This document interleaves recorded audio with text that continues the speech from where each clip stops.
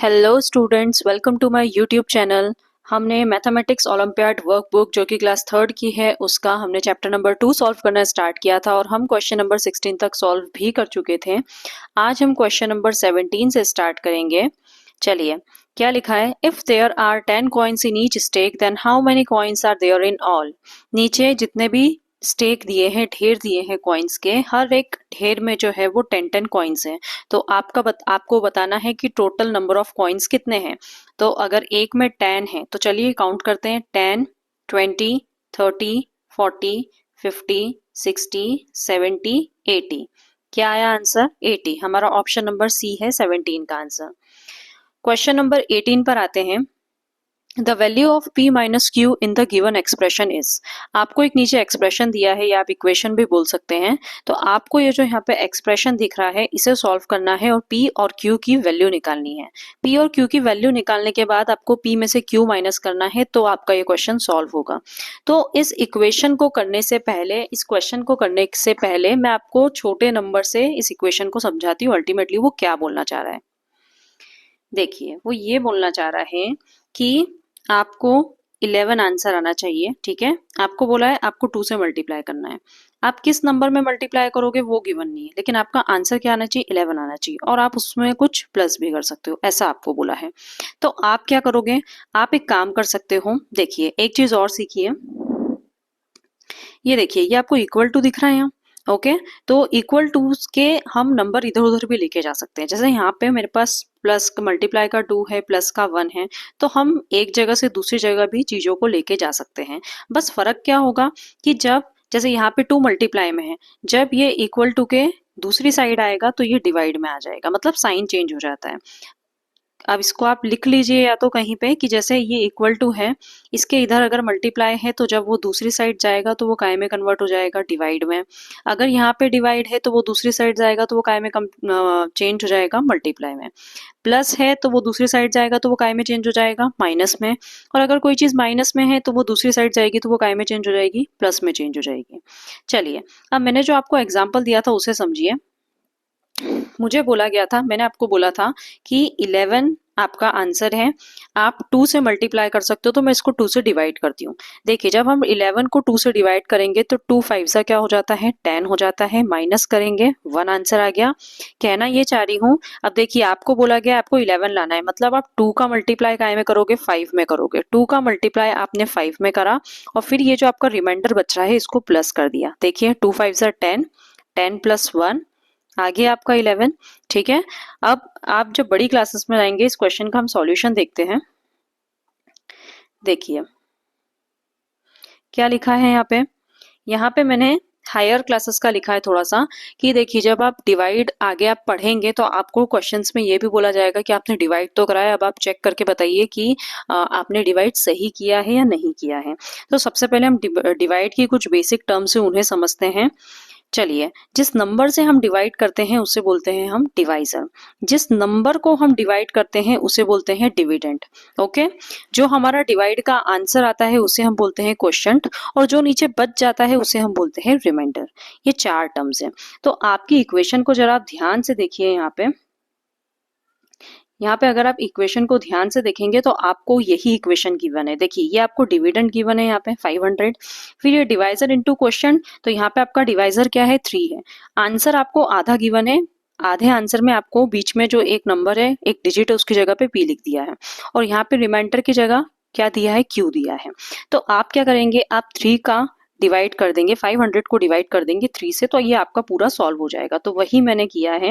ये देखिए, मैंने 500 को 3 से डिवाइड कर दिया। जब मैंने पूरा डिवाइड करा तो मेरा क्वोशिएंट आ गया 166 और मेरा रिमाइंडर आ गया 2।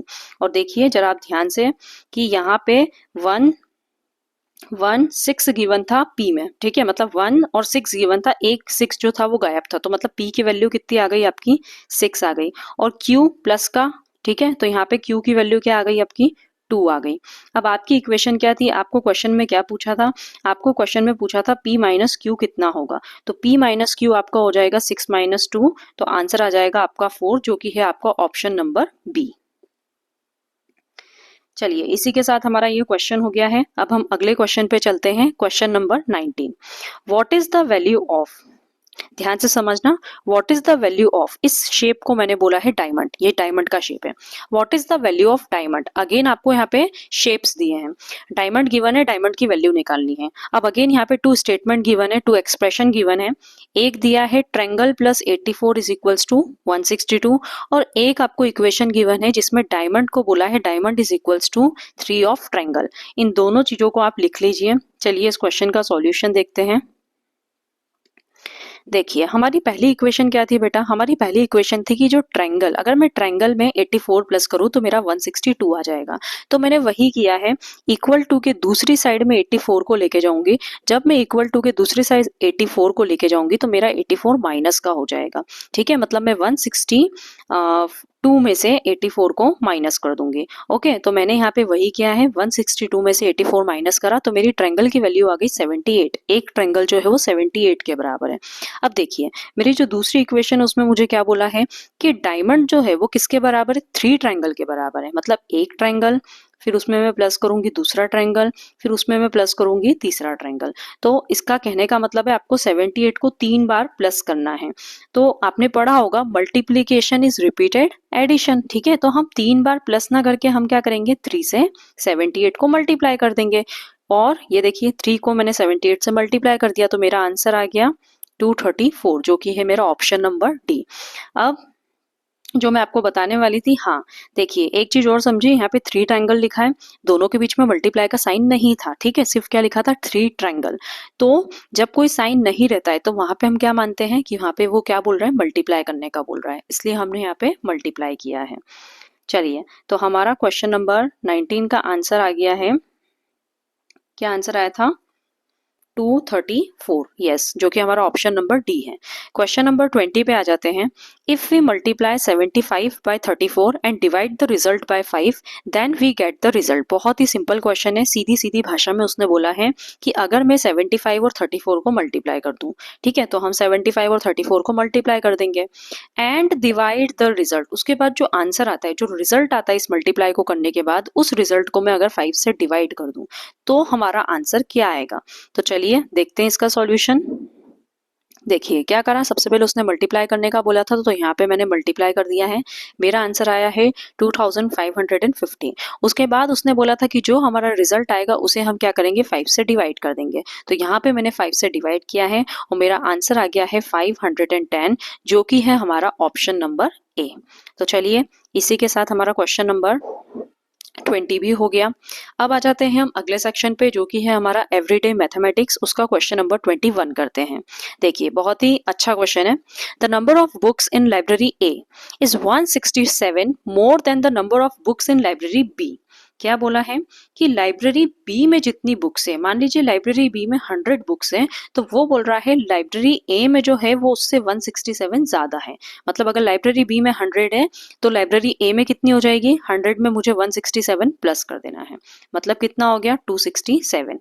समझ आया आपको। तो सबसे पहले मतलब आपको क्या करना है, अगर आपको लाइब्रेरी ए का बताना है कि लाइब्रेरी ए में कितनी बुक्स है, तो पहले आपको लाइब्रेरी बी का पता करना पड़ेगा कि लाइब्रेरी बी में कितनी बुक्स हैं। ओके, चलिए अब क्वेश्चन में आगे बढ़ते हैं। आगे हमें और क्या गिवन है, if the total number of books in both the libraries. जब आप लाइब्रेरी ए और लाइब्रेरी बी की बुक्स को प्लस करोगे तो आपका आंसर क्या आना चाहिए, 5143 आना चाहिए, 5143।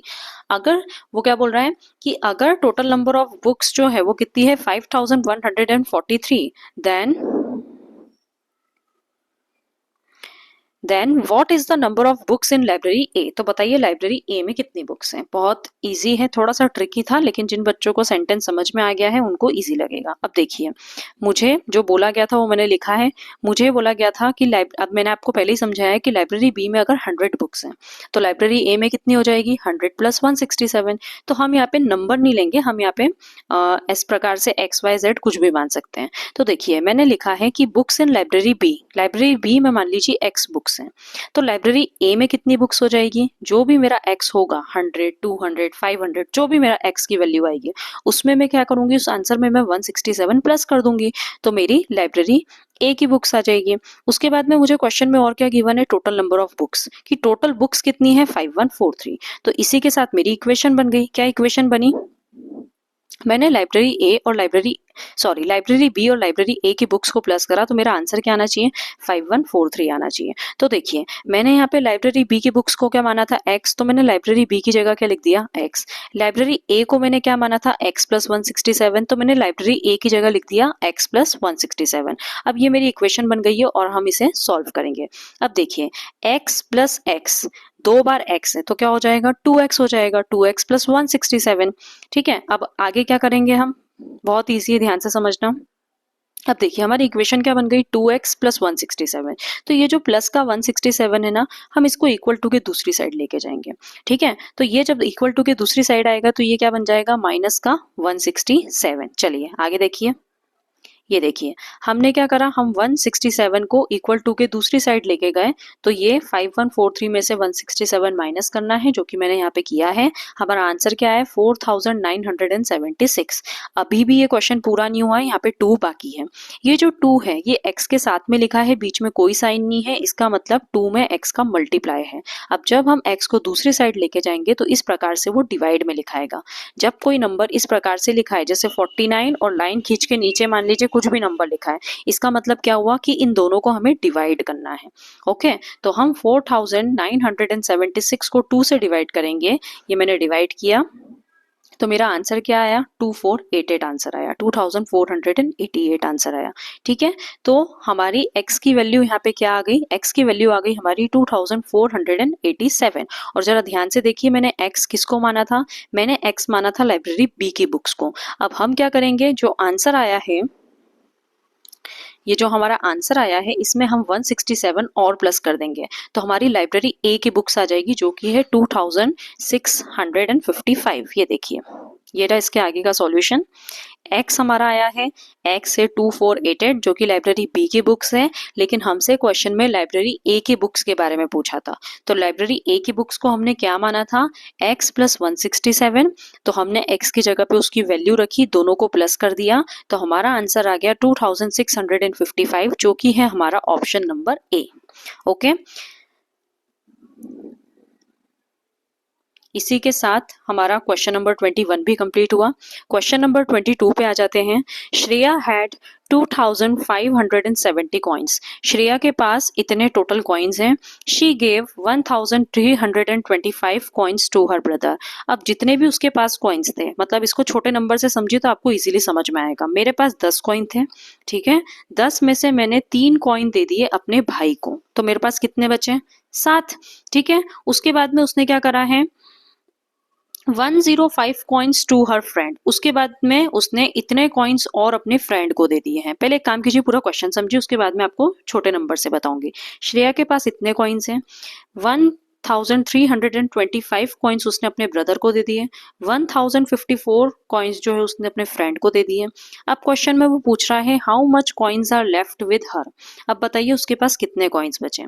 तो इसको मैं छोटे तरीके से बताती हूँ, छोटे टर्म्स में। जैसे मेरे पास 11 कॉइन्स हैं, 11 में से मैंने मान लीजिए 3 कॉइन्स दे दिए अपने भाई को और 4 कॉइन्स दे दिए अपने फ्रेंड को। ठीक है, तो अब बताओ मेरे पास कितने कॉइन्स बचे। तो हम क्या करेंगे कि 11 में से आपने 3 कॉइन्स अपने भाई को दे दिए, तो 11 में से 3 माइनस करा, तो अब आपके पास कितने कॉइन्स बचे, 8 कॉइन्स बचे। फिर 8 में से 4 आपने किसी को दे दिए, ठीक है, 8 में से फिर आपने 4 कॉइन्स दे दिए, तो 8 में से 4 गया, अब कितने बचे, 4। मतलब अल्टीमेटली मेरे पास कितने कॉइन्स बच रहे हैं, 4 कॉइन्स बच रहे हैं। अब इसी को सॉल्व करने का दूसरा तरीका देखिए, बताती हूँ। आपके पास 11 कॉइन्स हैं, 3 कॉइन्स आपने किसी को दे दिए, फ्रेंड को दे दिए, उसके बाद आपने 4 कॉइन्स अपने भाई को दे दिए, तो टोटल्स आपने कितने कॉइन दिए, इन दोनों को प्लस कर लो, 3 + 4 कितना हो गया, 5 6 7 7 हो गया। अब आप क्या करोगे, आपको ये बताना है कि आपके पास कितने कॉइन्स बचे, तो आप 11 में से 7 माइनस कर दो। ठीक है, तो आपका आंसर क्या आ जाएगा, 11 में से 7 गया, 4 बचा। आपके पास कितने कॉइन्स बचे, 4 कॉइन्स बचे। चलिए इस क्वेश्चन का सॉल्यूशन देखते हैं। ये रहा, देखिए आपके पास कितने कॉइन्स थे बेटा, 2570। उसमें से आपने सबसे पहले 1325 कॉइन्स दिए, तो आपके पास कितने कॉइन्स बचे, 1245। फिर आपके पास जो कॉइन्स बचे हैं, फिर आपने 1054 कॉइन्स अपने फ्रेंड को दिए थे, तो अब आपने वापस से फिर उसको माइनस करा, तो आपका आंसर क्या आया, 191। ओके, तो अब आपके पास कितने कॉइन्स बचे हैं, 191, जो कि है आपका ऑप्शन नंबर सी। चलिए इसी के साथ मैं इस वीडियो को यहीं ख़त्म करती हूँ। इसके आगे के क्वेश्चंस हम नेक्स्ट वीडियो में सॉल्व करेंगे। आई होप आपको सब कुछ समझ में आया होगा। अगर कोई डाउट हो तो आप मुझे कमेंट में लिख के पूछ सकते हैं। ऐसे ही और वीडियो के लिए चैनल को सब्सक्राइब ज़रूर करना। Thanks for watching and follow for more.